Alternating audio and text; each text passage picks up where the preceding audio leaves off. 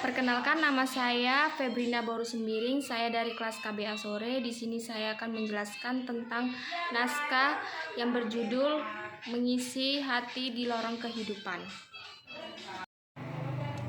Pendahuluannya itu novel Mengisi Hati di Lorong Kehidupan 2 merupakan buku yang berisi kumpulan kisah inspiratif dan refleksi kehidupan yang syarat dengan nilai-nilai moral dan keagamaan. Buku ini mengajak pembaca untuk merenungkan makna hidup, memperbaiki diri, serta mendekati kepada Tuhan.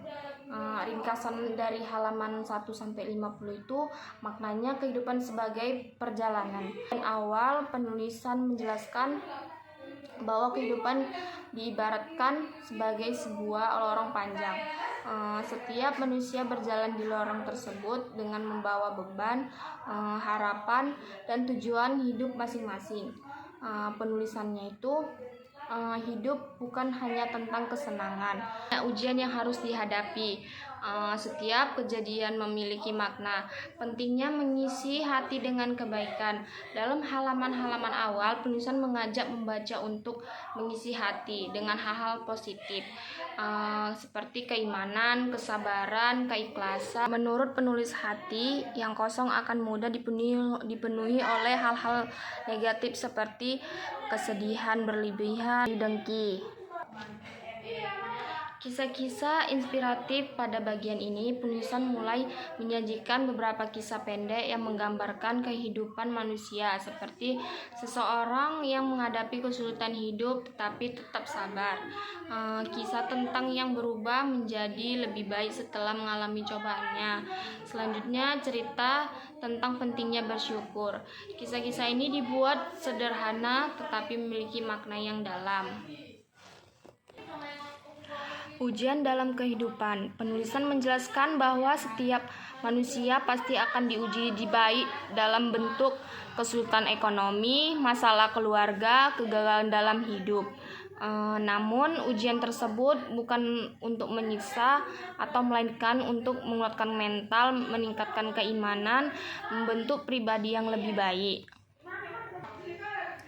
Selanjutnya, pada halaman sekitar 30-40, penulisan mulai menekankan pentingnya sikap sabar dan ikhlas. Pesan utama yang disampaikan seperti sabar bukan seperti lemah. Ikhlas bukan berarti menyerah. Semua yang terjadi adalah bagian dari rencana Tuhan. Refleksi diri. Penulisan juga mengajak pembaca untuk melakukan introspeksi diri, seperti apakah itu sudah bersyukur, apakah sudah. Pesan moral dari halaman 1-50, beberapa pesan pentingnya yang bisa dialami. Hidup adalah proses pembelajaran, jangan mudah menyerah dalam kehidupan masalah, selalu isi hati dengan hal-hal positif, dekatkan diri kepada Tuhan dalam setiap keadaan. Gaya penulisannya. Penulisan menggunakan gaya bahasa yang sederhana dan mudah dipahami, penuh makna dan menyentuh hati, bersifat reflektif dan motivasional. Hal ini membuat pembaca merasa seperti diajak berbicara langsung. Kesimpulannya itu dari halaman 1 hingga 50, novel Mengisi Hati di Lorong Kehidupan 2 memberikan banyak pembelajaran hidup yang berharga. Buku ini tidak hanya menjadi bacaan, tetapi juga menjadi sarana untuk memperbaiki diri dan memperkuat keimanan. Penulisan berhasil menyampaikan pesan bahwa kehidupan yang penuh ujian harus dijalani dengan hati yang kuat, sabar, dan penuh keikhlasan.